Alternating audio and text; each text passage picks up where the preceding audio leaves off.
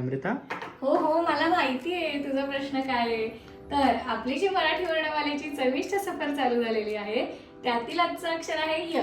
चला तर रेसिपीला सुरुवात करूयात. ना आपल्याला वाटण करून घ्यायचे. थोडेसे जिरे घेते मिक्सर मध्ये, त्यानंतर भरपूर अशी कोथिंबीर,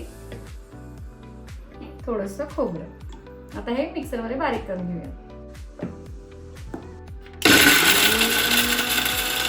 हे बघा, छान असं मऊसूत करून घेतलेलं आहे वाटण. या आमटीसाठी ना आपल्याला चिंच लागणार आहे. चिंच मी काय केली आहे, नुसती भिजवली नाहीये, तर ती पाण्यामध्ये खळखळ उकळून घेतली आहे. तर आपण जी पुरणाची डाळ आहे ना, जी हरभऱ्याची डाळ आपण म्हणतो, ती कुकरमध्ये भरपूर पाणी घालून मी एक 5-6 शिट्ट्या करून घेतलेल्या आहेत. ती डाळ छान शिजवून घेतल्यावर त्याचं पाणी वरचं मी काढून घेतलेलं आहे.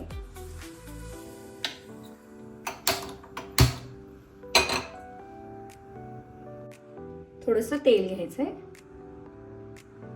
तेल गरम झालं की जिरे मोहरीची फोडणी द्यायची आणि आपण जे खोबरं कोथिंबीरीचं वाटण केलेलं आहे ना, ते पण यामध्ये घालायचं. आणि ह्याच तेलामध्ये आपल्याला फोडणी कढीपत्ता घालायचा. बघा, आपण जे वाटण करत होतो ना, त्यामध्ये आपण अजिबात पाणी घातलेलं नाहीये. जर तुम्हाला वाटतंय की ते पातेल्याला लागतंय, खालून थोडंसं करपतंय, तर थोडंसं पाणी मी इथं घालतेय त्याच मिक्सरच्या भांड्यातलं.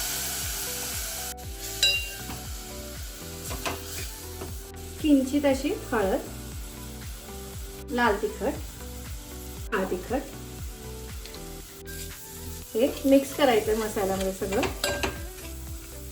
मसाले छान परतून झाले ना की आता आपण ही डाळीचं पाणी काढलं होतं ते घालूया.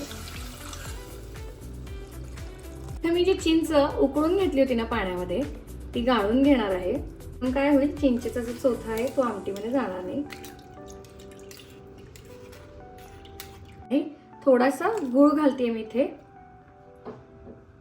चवीनुसार मीठ. मस्त आता ह्याला उकळी येऊ द्यायची. तर ही जी आमटी आपण केलेली आहे ना, त्याला येळवणी म्हणतात किंवा येळवणी. तुमच्याकडे काय म्हणतात या आमटीला, मला कमेंट मध्ये नक्की सांगा. आणि पुरणाचा जेव्हा बेत असतो ना, त्यावेळेला ही आमटी खास करून केलीच जाते. बर, आज ही जी आमटी केली आहे ना, त्यामध्ये मी लसूण कांदा काहीही वापरलेला नाहीये. आपण जेव्हा नैवेद्य दाखवतो, नैवेद्याचं ताट करतो, त्यावेळेला लसूण कांदा काही वापरलं जात नाही.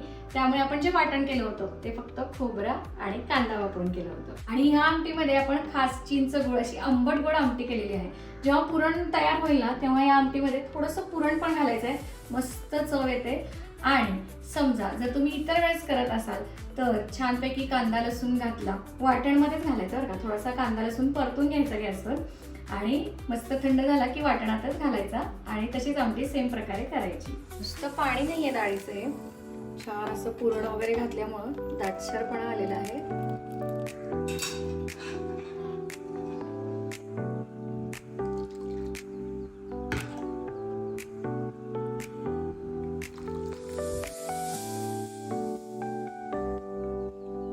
आपला अक्षर तर य आणि आपण केलेली आहे ही येळवणी. तर पुरणपोळी केल्यावर जी आमटी करतात ना, त्याला येळवणी म्हणतात. तुमच्याकडे काय म्हणतात मला कमेंट मध्ये नक्की सांगा. थोडीशी टेस्ट करून बघते.